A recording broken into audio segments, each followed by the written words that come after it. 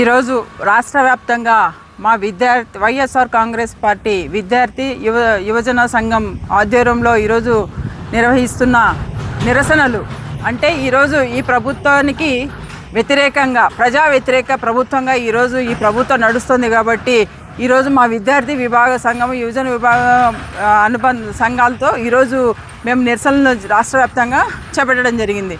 ఎందుకంటే ముఖ్యంగా ఫస్ట్ ఏదైతే ఆంధ్ర రాష్ట్రంలో జరిగిన డిఎస్సి మీద, అదేవిధంగా ఫీజు రియంబర్స్మెంట్ బకాయిల మీద, అదేవిధంగా నిరుద్యోగ భృతి మీద, ఈ 3 పాయింట్ల మీద ఈరోజు రాష్ట్ర వ్యాప్తంగా మా వైఎస్ఆర్ కాంగ్రెస్ పార్టీ విద్యార్థి విభాగం నిరసనలు చేపట్టడం జరిగింది. ఎందుకంటే ఈ ప్రభుత్వానికి దాదాపుగా 2 సంవత్సరాల వరకు టైం ఇవ్వడం జరిగింది.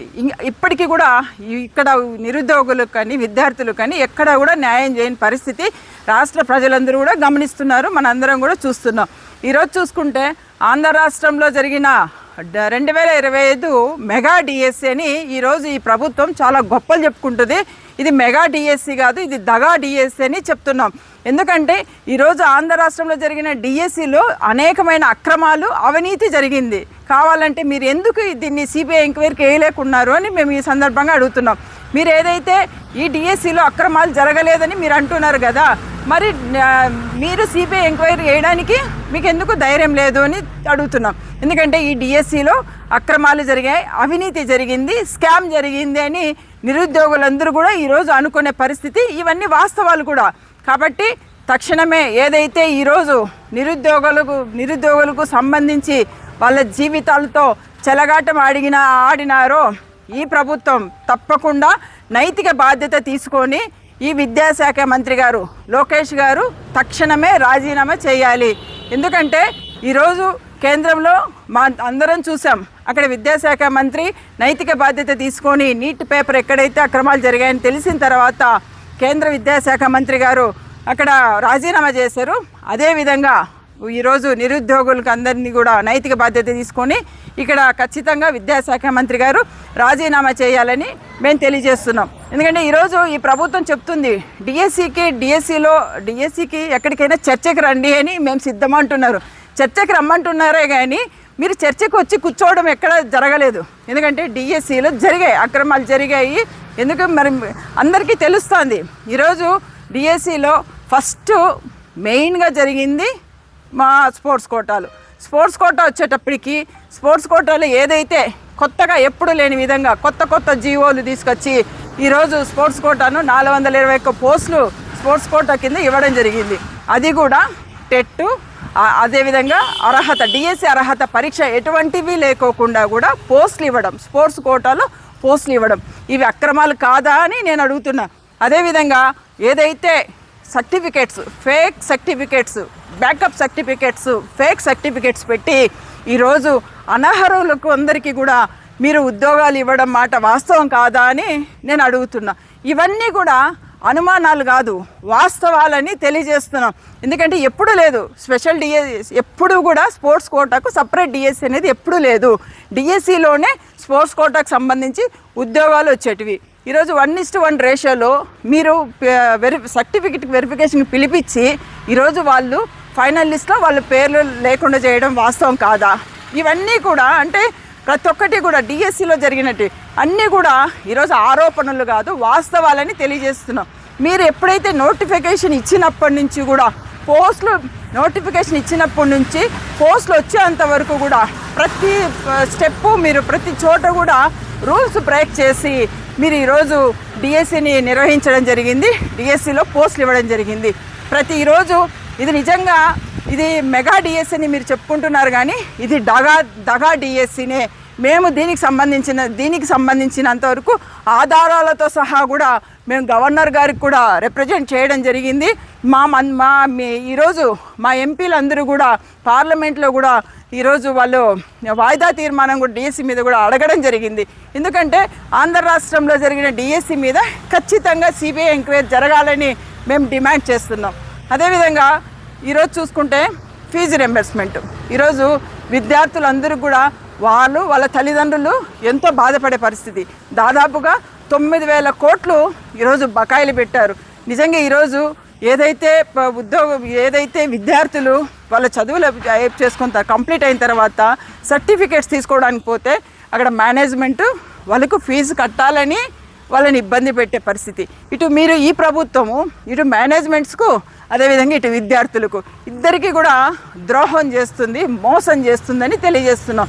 ఎందుకంటే ఈరోజు జగన్మోహన్ రెడ్డి గారు అధికారంలో ఉన్నప్పుడు ప్రతి ఏటా వచ్చిన వెంటనే కూడా అప్పుడు ఉన్న డేటా విద్యార్థులను బట్టి ఖచ్చితంగా వాళ్ళకు వసతి దీవెన, ఫీజు రింబర్స్మెంట్ కూడా అన్నీ కూడా చెల్లించేవారు.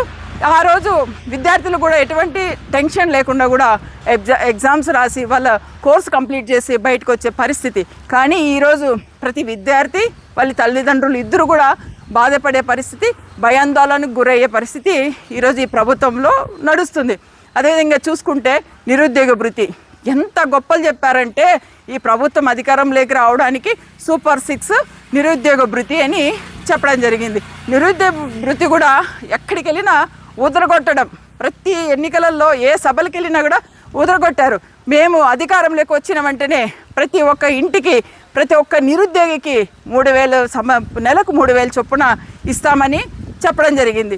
వచ్చిన వెంటనే ఇవ్వడం కాదు కదా, ఈరోజు దాన్ని పక్కన పెట్టడం జరిగింది. ఎందుకంటే ప్రతి నిరుద్యోగికి ఈరోజు చూసుకుంటే ప్రతి నెల 3,000 ఇస్తామన్నారు. 3,000 అంటే ఈ గవర్నమెంట్ వచ్చి 25 నెలలు కావస్తుంది. ఈరోజు ఒక్కొక్క నిరుద్యోగికి మీరు 75,000 రూపాయల చొప్పున మీరు చెల్లించవలసి ఉంటుంది. ఆ విధంగా ఈ రాష్ట్రంలో 1,50,00,000 మంది పైన ఈరోజు మీరు వాళ్ళందరికీ కూడా మీరు చెప్పిన మాట ప్రకారం 75,000 రూపాయలు మీరు చెల్లించవలసి ఉంటుంది. కానీ మీరు ఎక్కడా కూడా దీని గురించి ప్రస్తావన లేదు. దీన్ని తీసుకెళ్ళి పక్కన పెట్టారు. మేము నిరుద్యోగ భృతి చెప్పాము, మేము ఇస్తున్నాము అంటున్నారు. ఏది మీరు ఇస్తున్నారండి? మీరు అబద్ధాలు చెప్తున్నారంటే ఈ రాష్ట్రానికి మేము 23 లక్షల కోట్ల పెట్టుబడిని తీసుకొచ్చాము, దాంట్లో 21 లక్షల మందికి ఉద్యోగాలు ఇచ్చామని ఎక్కడికి వెళ్ళినా కూడా ముఖ్యమంత్రి గారు అలాగే విద్యాశాఖ మంత్రి గారు గొప్పలు చెప్పుకోవడమే తప్ప ఇక్కడ ఎక్కడా కూడా వాస్తవం లేదు. ఎందుకంటే ఈరోజు పార్లమెంటు జరిగేటప్పుడు అక్కడున్న ఎంపీలు ఒక క్వశ్చన్ వేశారు, ఆంధ్ర రాష్ట్రంలో ఎంతమంది నిరుద్యోగులు ఉన్నారు అన్న ఎంత పెట్టుబడులు వచ్చాయి అని ఒక క్వశ్చన్ ఇస్తే కేంద్ర ప్రభుత్వం ఆన్సర్ ఏం చెప్పిందండి? 6,900 కోట్లు మాత్రమే ఇక్కడ పురోగతి చెందుతోంది. ఇక్కడ దానికి సంబంధించి 21,000 పోస్టులు మాత్రమే ఇక్కడ వస్తాయని చెప్పడం జరిగింది. ఇంతకన్నా అంటే రాష్ట్రానికి వచ్చినప్పుడు ముఖ్యమంత్రి గారేమో ఇక్కడ ఈ విధంగా చెప్తున్నారు, కేంద్రమే మనకు కరెక్ట్గా లెక్కలతో సహా మనకి ఇచ్చినప్పుడు ఇక్కడ నిరుద్యోగులకు మీరు మోసం చేసినట్లు కాదా అని అడుగుతున్నా. నిరుద్యోగులకు మీరు దగా చేసినట్లు కాదా అని నేను ఈ ప్రభుత్వాన్ని ప్రశ్నిస్తున్నా. ఈ విధంగా ఎప్పుడూ కూడా ఉద్యోగస్తులకు, నిరుద్యోగులకు, విద్యార్థులకు అందరికీ కూడా ఈరోజు అన్యాయం చేస్తూ పోతున్నారు. ఈరోజు నిరుద్యోగుల పరిస్థితి చూస్తే ఈరోజు జాతీయ స్థాయిలో కూడా ఈరోజు 29 సంవత్సరాల లోపల ఉన్న నిరుద్యోగులు దాదాపుగా జాతీయ స్థాయిలో 14.9% ఉన్నారు. అదే రాష్ట్రం స్థాయి ఆంధ్ర రాష్ట్రానికి వచ్చినప్పటికీ 21% ఉన్నారు. అదేవిధంగా అందులో యువకులు చూసుకుంటే దాదాపుగా వాళ్ళు 17% మంది ఉన్నారు. అదే మహిళలు చూసుకుంటే 28% ఉన్నారు. ఈ విధంగా మన ఆంధ్ర రాష్ట్రంలో నిరుద్యోగుల పరిస్థితి ఇంత శాతానికి పెరిగిపోతుంటే నిజంగా ఈ రాష్ట్ర ప్రభుత్వం ఏం చేస్తుంది అని నేను అడుగుతున్నా. మేము నిరుద్యోగులకు ఉద్యోగాలు ఇచ్చి ఉపాధులు కల్పిస్తామని గొప్పగా చెప్పుకుంటున్నారు, కానీ మీరు ఎక్కడ కూడా ఈ రోజులకు నిట్ట నిలువున నిరుద్యోగులను ముంచేసిన పరిస్థితి కనిపిస్తుందని ఈ సందర్భంగా నేను తెలియజేస్తున్నా. ఇప్పటికైనా ఈ రాష్ట్ర ప్రభుత్వం ఖచ్చితంగా ప్రతి ఒక్కరికి కూడా ఏదైతే ఈరోజు మా విద్యార్థి విభాగములు వీళ్ళంతా మా వైఎస్ఆర్ కాంగ్రెస్ పార్టీ నిరసనలు తెలియజేస్తుందో వీటికి ఖచ్చితంగా అంటే ఈరోజు డిఎస్సిలో కావచ్చు, అదేవిధంగా ఫీజు రింబర్స్మెంట్ కావచ్చు, అదేవిధంగా నిరుద్యోగ భృతి కావచ్చు, వీటన్నిటి మీద మేము ఏదైతే డిమాండ్ చేస్తున్నామో ఖచ్చితంగా ఈ ప్రభుత్వం స్పందించి తక్షణమే నిరుద్యోగులకు న్యాయం చేయాలని మేము కోరుకుంటున్నాం. అదేవిధంగా ఏదైతే డిఎస్సిలో అక్రమాలు జరిగాయో అక్రమాలను వెంటనే సిబిఐ ఎంక్వైరీ వేయాలని మేము కోరుకుంటున్నాం. ఈ సందర్భంగా ఇప్పటికైనా ఈ ప్రభుత్వం వీళ్ళందరూ ఇచ్చిన మాట ప్రకారం మంచి ప్రభుత్వంగా నిలబడాలి. మాది మంచి ప్రభుత్వం అని చెప్పారు కదా, నిరుద్యోగులందరికీ మంచి చేయాలని కోరుకుంటున్నాం. Thank you.